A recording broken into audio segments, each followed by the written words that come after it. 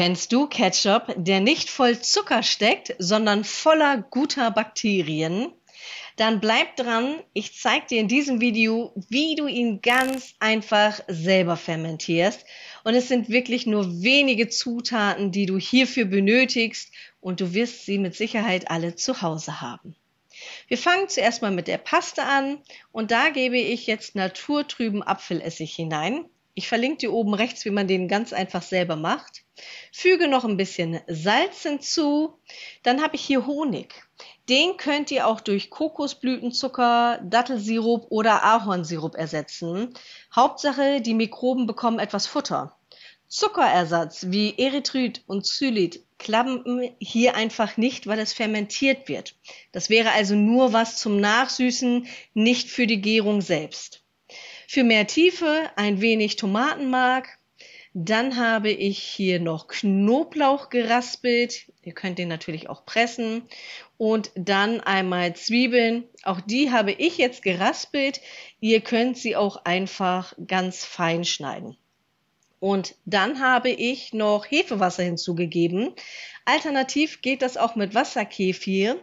Und wenn ihr noch nicht beides habt oder eins davon, dann könnt ihr auch ein bisschen Molke verwenden. Als weitere Gewürze kommt hier jetzt noch ein bisschen Piment. Das genaue Rezept wie immer unten in der Beschreibung. Es kommt aber auch noch mal zum Schluss. Einfach Video anhalten und einen Screenshot machen. Nun hier noch ein bisschen Paprika edelsüß. So, ein bisschen dran klopfen. Das geht dann schon. Und ich bin schon mal sehr gespannt, wie es euch schmeckt. Wir haben diesen Ketchup wirklich sehr geliebt und der nächste ist auch schon angesetzt. Er ist richtig köstlich würzig. Noch ein bisschen Zimt. Wer möchte, kann jetzt noch frisch gemahlenen Pfeffer hinzugeben. Ich vermische jetzt alle Zutaten gut, so dass, wenn ich das gleich in die passierten Tomaten einrühre, sich das richtig schön und einfach verbindet. Und die passierten Tomaten habe ich in ein sauberes Glas gegeben. Das ist jetzt das 1 Liter Wegglas.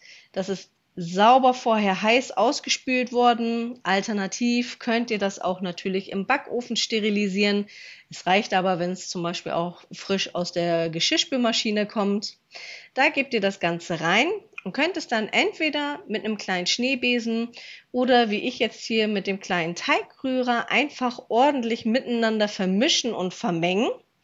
Und der Zucker, den wir hier hinzugegeben haben, zusammen mit dem Hefewasser bewirkt jetzt, dass sich die Bakterien, die wir haben wollen, schön vermehren und es ein richtig toller fermentierter Ketchup wird.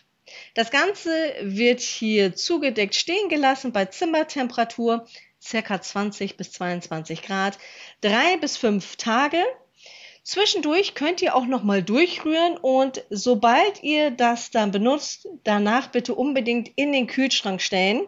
Da hält sich dieser Ketchup mehrere Wochen, wenn denn überhaupt, denn der ist tatsächlich richtig lecker. Ich wünsche euch viel Spaß beim Nachmachen und in diesen Videos sehen wir uns wieder.